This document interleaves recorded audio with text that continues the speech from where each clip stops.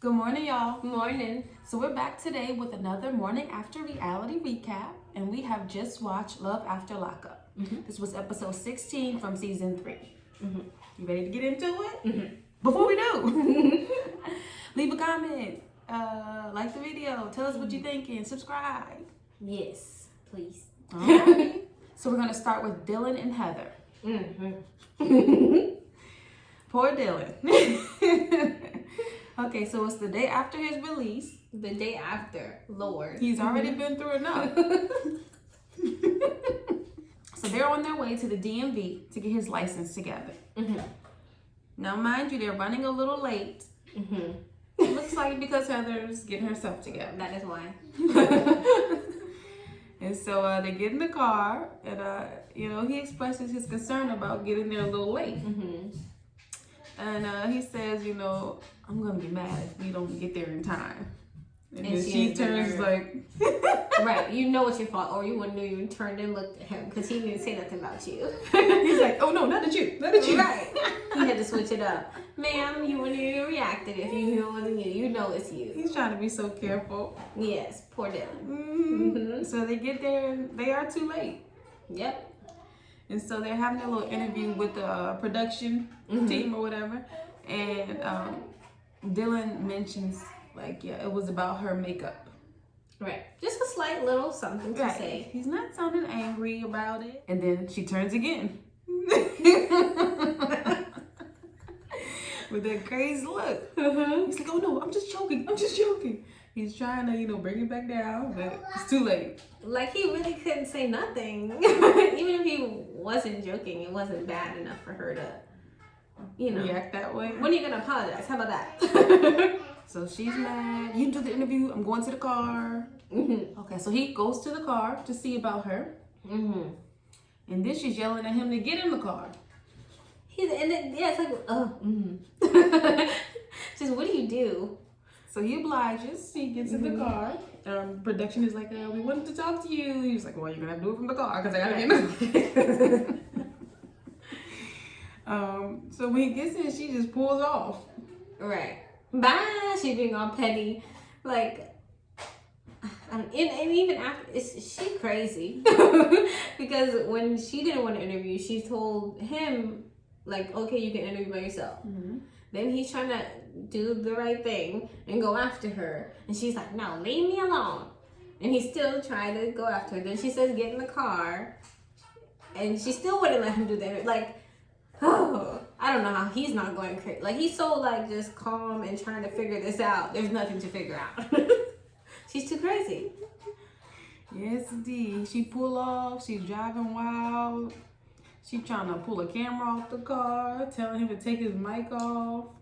Yeah, and then what was she gonna do? Beat him up when she was like? I don't know if she was just trying to say she's done with the show type, or when he was saying it's hard to something.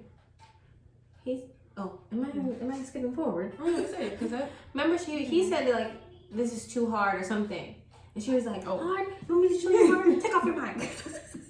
And I'm like, what are you gonna do? And that's when she's just like, get out the car. And I'm sure he would have gladly, or not gladly, but he would have got another car eventually. But again, she's a maniac. She's driving down the wrong way. Poor Dylan. And then, in all of this, she starts to complain about who he was in prison and how he's changed. I'm like, ma'am. It's been a day. And you've been acting crazy. And you were the one. I'm pretty sure when he was in prison, you weren't on the phone doing all this nonsense. He's probably he admitted it, that yes, he's very thrown off. She's psycho. And that's the end of them for this episode.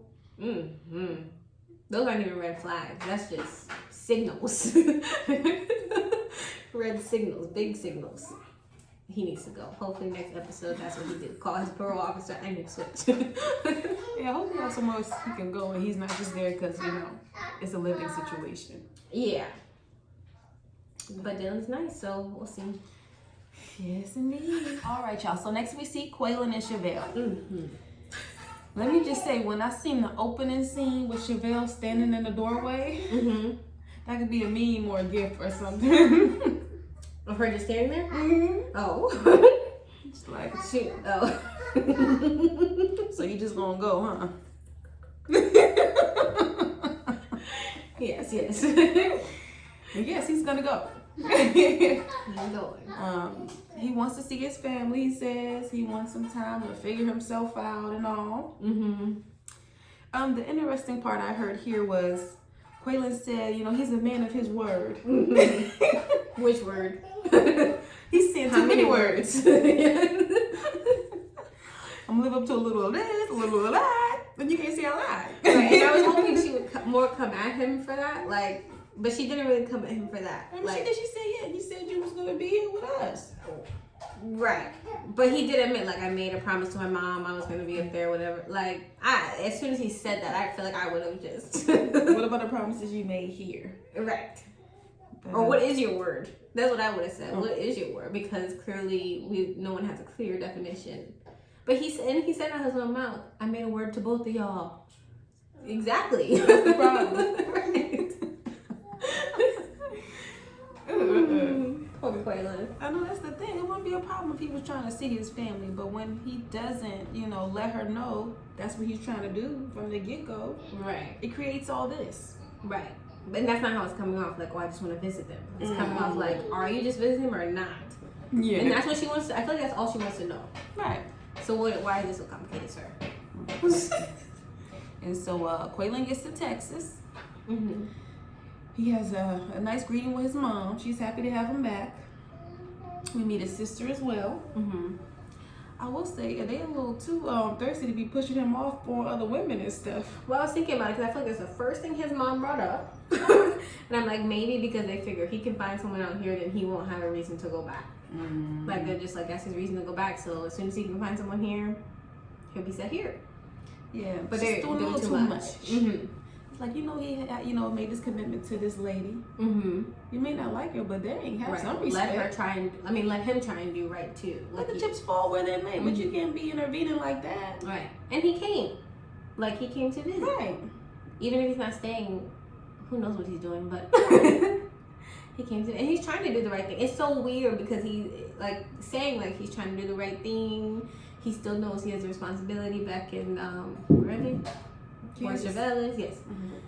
So it's like, I don't know. Yeah, there are those moments where, he does seem to really care about his situation with Chevelle. A little later on, we see how mom sets him up with the interview at the barbershop. And there was a surprise interview. And so he's talking to the guy. And he expresses how, truthfully, I wasn't expecting this, and I have like a family in another state. Right. And so that in that moment, it's like, okay, yeah, he's trying to go back. Right. So he's not. He just sucks at communication, like I said. Maybe it's the years in jail and being so young and trying to come out, but he just sucks. Because it just don't make sense. Or maybe he's conflicted. Maybe a part of him want to be a family man, another part want to be out in the world. Yeah. But I guess we'll have to see how it plays out. Next, we see Maurice and Jessica. So they are out looking for wedding venues. Nice moment. Yes. Maurice is very excited. I know. I keep trying to remember, like, when he first got out, it was a lot just, like, questionable. But they're serious. Yes, he seems very sincere. I did notice also he was talking about how his mom and aunt would be in the wedding. And remember we was talking last week about how he be talking bad about his family? That's the first thing I thought of. It's a shame. Messing around, sir. They're not going to be at your wedding.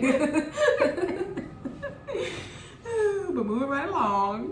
But he clearly appreciates them in his life, Yes, I'm trying to sort it out. But yeah, so he takes this opportunity while they're there. He gives a nice speech, and he proposes with the new ring he got. Nice moment. Yes, a man of his word. I was trying to see the ring up close so I could tell if he spent the whole 1,000 on it. I questioned it. I looked at it and I said, well, I only got a glimpse of it, but they made it sound like it was, it was bling bling. I must say it was a little glimpsy actually. That's all you could catch from it. But I mean, it's possible. Next, we see Destinee and Sean. So Destinee has just went into the courthouse. Yes. And so she's got her verdict. Mm-hmm. And so the case is dismissed, as her lawyer said it would be. However, the DA is going to refile or bring up new charges against her. Mm-hmm. So it's not over with. Mm-hmm. So she says she could be facing up to 7 years. Which is deep. It's a long time. She wasn't expecting that. Yeah. I think for once she said something that was very mature and made sense. Was how like I don't know, the way the whole thing is set up. It's kind of, what did she say? They tried to make it seem like it's such a rehab thing, trying to make people better, meaning by locking people up and giving them the time type of thing. Mm-hmm. But then it's like they keep trying to trap you at the same time, so it's like, how do I get better? That's not encouraging anybody to get better. Mm-hmm. So for once, I agree. Yes, ma'am. And so we do hear Destinee talk to Sean, basically saying, she knows if she has to do 7 years, he won't be there. Mm-hmm. And he tries to reassure her that, he's down to wait around. Everything he was just saying was just funny to me. Not funny, but it was funny how she kept like shutting it down. Like almost like, you don't know nothing, just shut up. Yeah, I think she just needed a moment. She didn't want to hear nobody's opinion and advice. Yeah, but he was trying. He was. But I was just like, sir, it's okay. Just leave it alone. Yeah, so they leave from the court. I felt like they ate lunch at the courthouse yeah, grounds. It looked like it. Like I went to the cafeteria courthouse. I went to somewhere else. But then after that, her and Sean leave. Mm-hmm. And so he plans to propose. Mm-hmm. That was a nice moment with him and the mom and sister. Mm-hmm. Mm-hmm. Yeah, hopefully it was sincere. I feel like the sister doesn't really care about him. Well, I was thinking him actually showing emotion after being dry for, what is this, 16 episodes. I was like, wow, okay, he's serious. This is the first time I ever thought like, oh, he really means loves this. her. Yeah. Because he was crying and stuff. Okay, Sean, finally. And so, on the way to this proposal, it's a shame because, Destinee's not expecting it. Uh-huh. So she's tooty and crabby and...